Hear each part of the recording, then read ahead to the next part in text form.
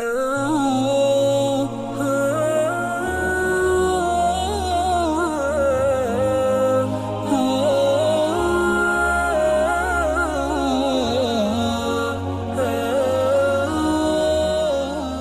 خدای گەورەی میهرەبان، درود و سەڵات و سەلام بڕژێ بەسەر پاکی جانی پێشەوامان محەممەد المستەفا صلی الله عليه وسلم.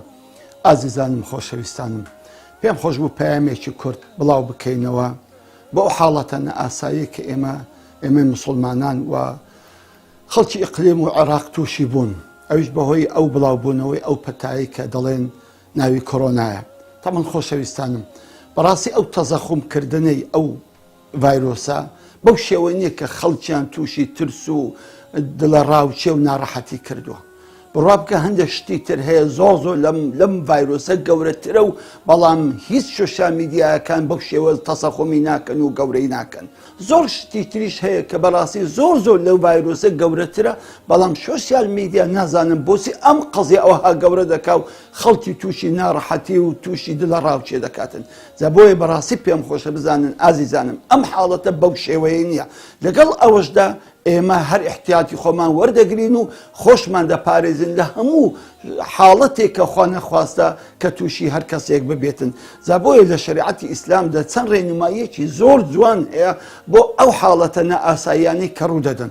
یەکەمی جار پێغەمبەری خوا صلی الله عليه وسلم ئەفەرمووی لە هەر شوێنێک وەباءەک پەیدا بوو با خەڵکی ئەو شوێنە نەستنە دەرەوە و خەڵکی دەرێش نەستە ئەو شوێنە، کەواتە ئێمە مەسەلەن با نەچینە ئەو شوێنانەی کەەوە ئەو وەبائی لێ پەیدا بوو بۆ ئەوی ئێمە توش نەبین و خەڵکی ئەو شوێنش نابێ ئەگە وەباعەکەیان لێ پەیدا بوو ئەوانی بستە شوێنی ترتا ئەو خەڵکانەی کە لێیان نیە ئەوانیش بە سایوانەوە توش نەبن. ئەو حاڵەتی یەکەم.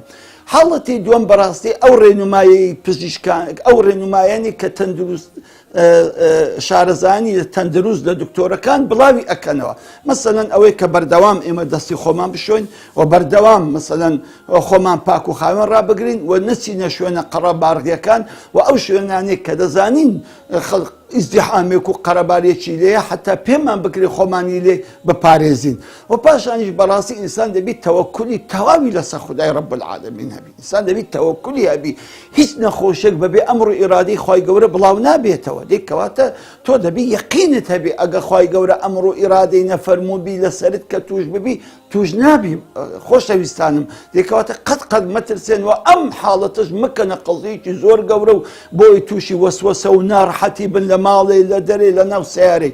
پاشان الحەمدولیلا هەتاکو ئێستا بەو شێوە نییە لە لای ئێمە تاکو ببتە ئەم حاڵەتە ترس و بیم و ناڕەحەتێکەوە خەڵک ئەبینم لە دەموچاوی هەندێک کەسێک ئەیخوێنمەوە. جا بۆیە بەڕاستی ئێمە پێویستە ڕێنماییەکانی وەزارەتی سەحا زۆر بە جوانی جێبەجێ بکەین، وەکو کە کۆمەڵێک ئیرشاداتی زۆر جوانیان بڵاو کردیتەوە و ئێمەش خۆمان لە خۆماندا ئەم تەوعیە و ئەم ڕۆشنبیریە و بڵاو بکەونەوە بۆ ئەوەی ئینشاءڵڵا بە زووترین کات و بە ماوەیەکی زۆر کەمیش ئەم دەرد و پەتای ئینشاءڵڵا ناو هەموو دنیا و بە تایبەتی لە ئیقلیمەکەمان دوور دەکەوێتەوە بە پشتیوانی خوای گەورە.